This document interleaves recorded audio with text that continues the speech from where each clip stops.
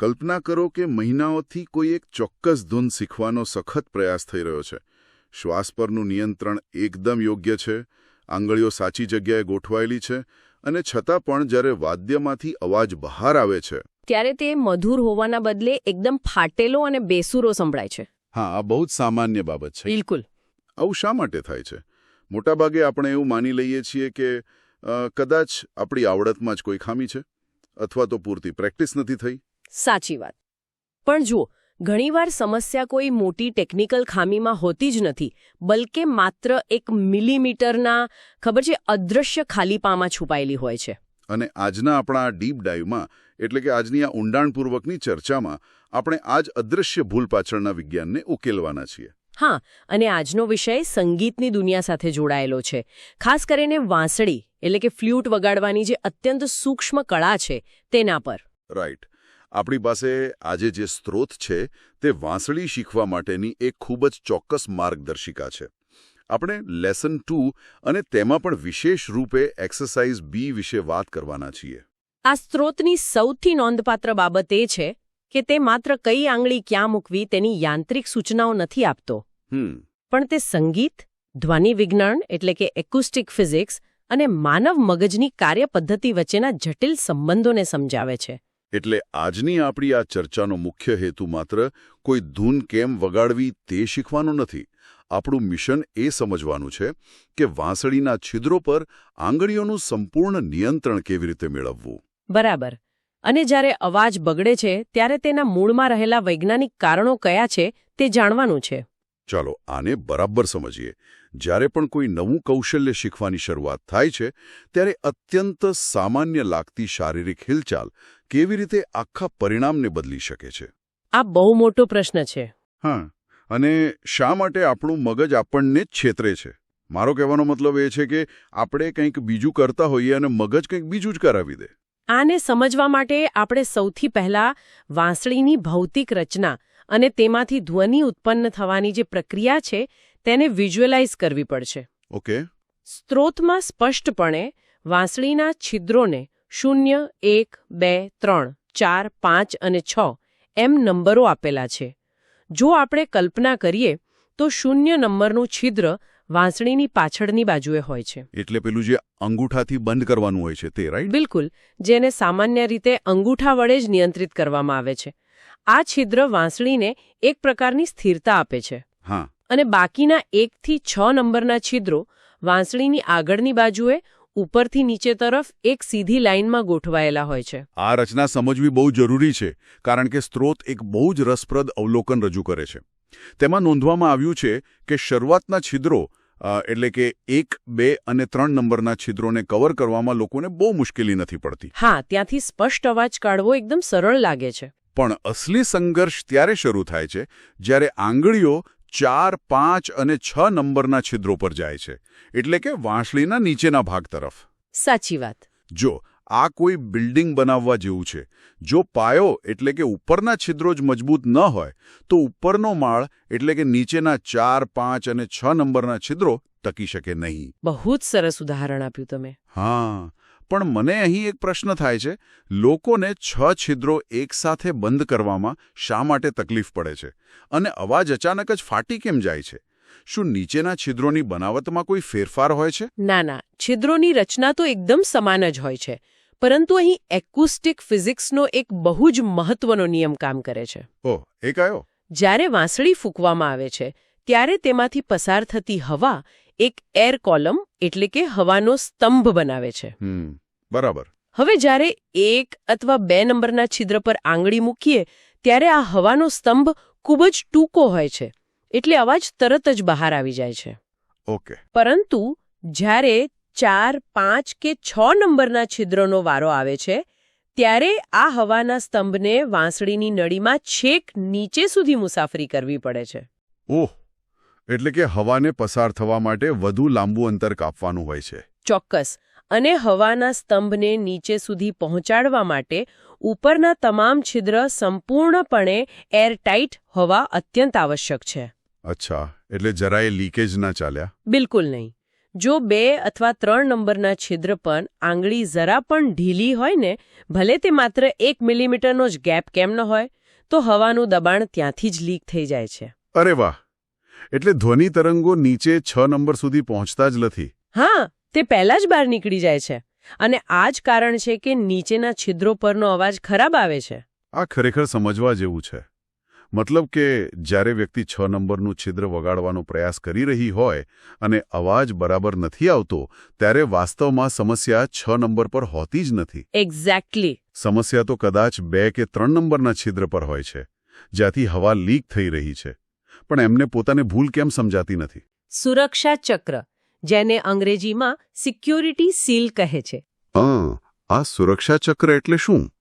જુઓ, માનવ મગજ એક સમયે એક જ નવી વસ્તુ પર પૂરું ધ્યાન કેન્દ્રિત કરવા માટે ટેવાયેલું છે. જ્યારે કોઈ પહેલીવાર 4, 5 કે 6 નંબરનું છિદ્ર બંધ કરવાનો પ્રયાસ કરે, ત્યારે મગજનું બધું જ ધ્યાન એ નીચેની આંગળી પર જતું રહે છે. રાઈટ. અને આ નવી મુદ્રા લેવાના શારીરિક પ્રયાસમાં અજાણતા જ ઉપરના 1, 2 કે 3 નંબરના છિદ્રો પર રહેલી આંગળીઓ સહેજ એટલે કે માત્ર વાળ જેટલી ઊંચી થઈ જાય છે. ઓહ, એટલે મગજ નીચે ધ્યાન આપે છે અને ઉપરની પકડ ઢીલી પડી જાય છે. એક જગ્યાએ ફોકસ કરવા જતાં બીજી જગ્યાનું કંટ્રોલ ગુમાવી દેવું. બિલકુલ. અને વાંસળી જેવા એકોસ્ટિક વાદ્યમાં આ સહેજ પણ ઢીલી પકડ એટલે સમગ્ર ધ્વનિ પ્રક્રિયાનો અંત. જો એક પણ છિદ્રમાંથી હળવી પણ હવા બહાર નીકળી જાય, તો આખું સુરક્ષા ચક્ર તૂટી જાય છે. અને પેલો અવાજ માટે જે રેઝોનન્સ જોઈએ તે ખતમ થઈ જાય. હા. અહીં સૌથી આકર્ષક બાબત એ છે કે સંગીતમાં પૂર્ણતા એ માત્ર તમે શું કરી રહ્યા છો તેના પર જ નિર્ભર નથી. એટલે કે કઈ આંગળી દબાવી રહ્યા છીએ એના પર નહીં. હા, તેના કરતાં પણ વધુ મહત્વનું એ છે કે તમે શું છોડી રહ્યા છો. એટલે કે તમે બાકીના છિદ્રો પરથી હવાનું લીકેજ કેટલી સંપૂર્ણતાથી અટકાવી રહ્યા છો. આ એક અખંડિતતા જાળવવાની કળા છે. આ વિશ્લેષણથી ઘણી વસ્તુઓ ક્લિયર થાય છે. આપણે હંમેશા માત્ર એક્શન પર જ ધ્યાન આપીએ છીએ, પણ પહેલેથી જે પકડ છે તેને સાચવી રાખવા પર નહીં. સાચી વાત. હવે આ સુરક્ષા ચક્ર કેમ તૂટે છે એ તો આપણે સમજ્યા, પણ મારો પ્રશ્ન એ છે કે માનવ મગજની આ જે કુદરતી આદત છે તેને બદલવી કેવી રીતે? હા, આ બહુ મોટો પડકાર છે. ધ્યાન નીચે જાય ત્યારે ઉપરની આંગળીઓને પોતાની જગ્યા પર ચુસ્તપણે જકડી રાખવાની તાલીમ મગજને કઈ રીતે આપી શકાય? બરાબર. અને આના ઉકેલ માટે જ સ્ત્રોતમાં પેલી પ્રેક્ટિસ બી એટલે કે એક્સરસાઇઝ બીની ચર્ચા કરવામાં આવી છે. હા. આ કોઈ સામાન્ય પ્રેક્ટિસ નથી હો. આ ન્યુરોસાયન્સ પર આધારિત એક અત્યંત ચોક્કસ મેથેમેટિકલ પેટર્ન છે. હા, સ્ત્રોતમાં આપેલી પેટર્ન મેં જોઈ છે અને એ ખરેખર બહુ જ વિશિષ્ટ છે. આમાં બહુ ધીમે ધીમે આગળ વધવાનું સૂચન છે. બરાબર. જુઓ, પેટર્ન કંઈક આ પ્રમાણે ચાલે છે. શરૂઆત 0 થી કરવાની છે. પછી 0, 1, 0. ત્યારબાદ 0, 1, 2, 1, 0. પછી 0, 1, 2, 3, 2, 1, 0. અને આ જ રીતે એક એક કરીને 6 નંબર સુધી પહોંચવાનું છે. બિલકુલ. આ જ સાચી રીત છે. પણ હું આની સામે થોડો પુશબેક આપવા માંગીશ. જો પ્રેક્ટિકલી વિચારીએ તો આ તો બહુ જ લાંબી અને કંટાળાજનક પ્રોસેસ લાગે છે. મતલબ દર વખતે પાછા 0 પર કેમ આવવું પડે છે? એવું લાગે ખરું, પણ શું સીધા 0 થી 1, 2, 3, 4, 5 અને 6 એમ સળંગ જવું વધુ સરળ નથી? આટલું બધું પાછળ જઈને વારંવાર એકનું એક જ પુનરાવર્તન કેમ કરવું? દેખીતી રીતે આ સમયનો બગાડ લાગી શકે, પરંતુ આ પાછળ એક બહુ જ સચોટ તર્ક છે.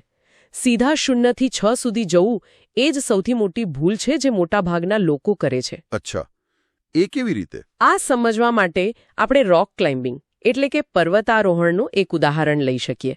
કલ્પના કરો કે એક પર્વતારોહક ઊભી અને સીધી ખડકની દિવાલ પર ચઢી રહ્યો છે. ઓકે, કે દિવાલ એકદમ સીધી છે. હા. હવે જ્યારે તે પોતાનો એક હાથ ઉપરના નવા પથ્થરને પકડવા માટે લંબાવે છે, ત્યારે તે સૌથી પહેલા શું ચકાસે છે? કદાચ એ કે જૂની પકડ મજબૂત છે કે નહીં? બિલકુલ. તે એ સુનિશ્ચિત કરે છે કે તેના પગ અને બીજો હાથ જે જૂના પથ્થરો પર છે તેની પકડ 100% સુરક્ષિત છે. જો નવો પથ્થર પકડવાની ઉતાવળમાં તેનો જૂનો પગ સહેજ પણ લપસી જાય, ભલે ને ખાલી 1 ઇંચ જ, તો શું થાય? તો એ સીધો નીચે જ ખીણમાં પડે. એની નવી પકડનો કોઈ અર્થ જ નથી રહેતો જો જૂની પકડ છૂટી જાય. એકદમ સાચું. વાંસળી પર એક્સરસાઇઝ બીની આ 0-1-0 પેટર્ન આબેહૂબ રોક ક્લાઇમ્બિંગ જેવી જ છે. ઓહ, હવે મને સમજાયો. હા, જ્યારે 1 પરથી પાછા 0 પર જઈએ અને પછી 1 અને 2 પર જઈને પાછા 0 અને 1 પર આવીએ છીએ, ત્યારે આપણે વાસ્તવમાં આપણા ચેતાતંત્રને એટલે કે નર્વસ સિસ્ટમને એક ચેકપોઇન્ટ આપીએ છીએ. રાઈટ.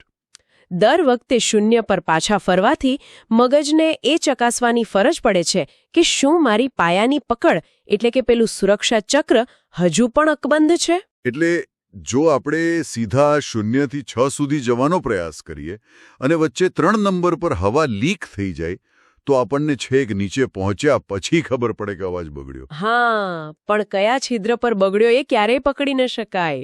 એટલે કે આ પેટર્ન આપણને આપણી ભૂલને એ જ ક્ષણે પકડવામાં મદદ કરે છે. જો 0-1-2-1-0 કરતી વખતે 2 પર અવાજ બગડે તો આપણને તરત ખબર પડી જાય કે હા, પ્રોબ્લેમ 2 નંબર પર છે. ચોક્કસ. અને આની પાછળ એક ન્યુરોલોજીકલ કારણ પણ છે, મસલ મેમરી. જ્યારે આ ક્રમિક પેટર્નનો વારંવાર અભ્યાસ થાય ત્યારે મગજ માત્ર એ જ નથી શીખતું કે નવી આંગળી કેવી રીતે મૂકવી, પણ તે એ પણ શીખે છે કે જૂની આંગળીઓને પોતાની જગ્યા પર લોક કેવી રીતે રાખવી. અરે વાહ! આ પદ્ધતિ સ્નાયુઓને એટલી શિસ્તબદ્ધ કરે છે કે દરેક નવા પગલા પહેલા સુરક્ષા ચક્ર મજબૂત બની જાય છે. આ ખરેખર રોમાંચક છે. પણ અહીં સૌથી રસપ્રદ વાત એ આવે છે કે આપણે આ બધું જાણવા છતાં પણ એક બહુ મોટી ભૂલ કરીએ છીએ. હા, આપણે બધા બહુ ઉતાવળા છીએ. બિલકુલ. આ સાચી પેટર્ન શીખ્યા પછી પણ આપણે એક શોર્ટકટ શોધવાનો પ્રયાસ કરીએ છીએ. એટલે કે ઝડપનો મોહ. આપણે બધા ઝડપથી રિઝલ્ટ મેળવવા માંગીએ છીએ. અને સંગીતમાં આ ઉતાવળ જ સૌથી મોટી દુશ્મન છે. સ્ત્રોતમાં સ્પષ્ટપણે ભાર મૂકવામાં આવ્યો છે કે શરૂઆતમાં ધ્યાન ઝડપ પર નહીં પરંતુ કાર્યક્ષમતા પર હોવું જોઈએ, એટલે કે એફિશિયન્સી. હા, સ્ત્રોત કહે છે કે શરૂઆતમાં ઝડપ ઓછી રાખવી જોઈએ અને જ્યારે ધીમી ગતિએ કાર્યક્ષમતા સારી થઈ જાય ત્યારે જ ઝડપ વધારવી. બરાબર. મને સ્ત્રોતમાંથી એક બહુ જ સુંદર વાક્ય યાદ આવે છે. તેમાં લખ્યું છે, જેટલું ઝડપથી દોડશો તેટલું જલ્દી પડશો. જો આપણે આને મોટા ચિત્ર સાથે જોડીએ ને તો આ માત્ર એક વાક્ય નથી પણ ન્યુરોસાયન્સનું એક સત્ય છે. એટલે જુઓ, મગજમાં ચેતાતંતુઓ પર માઇલિન નામનું એક પડ બને છે. આ પડ જેટલું જાડું થાય તેટલી આપણી ક્રિયા ઝડપી બને. ઓકે. હવે જો કોઈ તૂટેલા સુરક્ષા ચક્ર સાથે એટલે કે ભૂલ સાથે ઝડપથી પ્રેક્ટિસ કરે તો શું થાય? તો એ ખરાબ ટેકનિકની પ્રેક્ટિસ કરી રહ્યો છે. હા, તે પોતાના મગજમાં એ ભૂલોને કાયમી બનાવી રહ્યો છે. મગજને નથી ખબર કે શું સાચું છે અને શું ખોટું. તે તો માત્ર જેનું પુનરાવર્તન થાય તેને આદત બનાવી દે છે. આ તો બહુ ખતરનાક કહેવાય. એટલે કે ખોટી ટેકનિક સાથે કરેલી ઉતાવળ આપણને ભવિષ્યમાં કાયમ માટે બેસુરા બનાવી દે છે. બિલકુલ. અને પછી એ ભૂલો સુધારવી બહુ અઘરી પડે. એટલે જ પહેલા ધીમી ગતિએ ચાલતા શીખવું પડે, પછી જ દોડી શકાય. ધીમી ગતિએ મેળવેલી કાર્યક્ષમતા જ આગળ જઈને ફ્લુઅન્સી લાવે છે. ખરેખર. તો આજે આપણે જે શીખ્યા તેનું જો ઝડપી પુનરાવર્તન કરીએ તો પહેલી વાત એ કે વાંસળીના 0 થી 6 છિદ્રો પર નિયંત્રણ મેળવતી વખતે હવાનું લીકેજ અટકાવવું. બરાબર. એટલે કે સુરક્ષા ચક્ર જાળવવું. બીજી વાત, એક્સરસાઇઝ બીની ક્રમિક પેટર્ન 0-1-0 વાળી જે આપણને રોક ક્લાઇમ્બિંગની જેમ એક એક પગથિયું મજબૂત કરતા શીખવે છે. હા, મસલ મેમરી માટે એ બહુ જરૂરી છે. અને ત્રીજી વાત, ઝડપ કરતા કાર્યક્ષમતાને વધુ મહત્વ આપવું. ઉતાવળે આંબા ન પાકે. એકદમ સચોટ સારાંશ. આજે આપણે વાંસળીના છિદ્રો અને સુરક્ષા ચક્ર વિશે વાત કરી, પણ જરા વિચારો, શું જીવનમાં કોઈ નવું કૌશલ્ય શીખવા માટે પણ આવું જ નથી હોતું? સાચી વાત છે. આ દરેક જગ્યાએ લાગુ પડે છે. જો આપણે કોઈ પણ વિષયના પાયાના સિદ્ધાંતોમાં હવા લીક થવા દઈએ, એટલે કે બેઝિક્સ જ કાચા રાખીએ, તો ભવિષ્યમાં આપણું આખું જ્ઞાન કે કૌશલ્ય એ ફાટેલા અવાજની જેમ બેસુરું નથી બની જતું? બિલકુલ બની જાય છે. આગળ વધતા પહેલા પાછળનું પગથિયું સંપૂર્ણપણે સુરક્ષિત કરવું એ કદાચ માત્ર સંગીતનું જ નહીં પણ સફળતાનો મૂળ મંત્ર છે. આજની આ ઊંડાણપૂર્વકની ચર્ચામાં જોડાવા બદલ અને આ અદ્ભુત ખ્યાલને સમજવા બદલ ખૂબ ખૂબ આભાર. મળીએ આવતી ચર્ચા.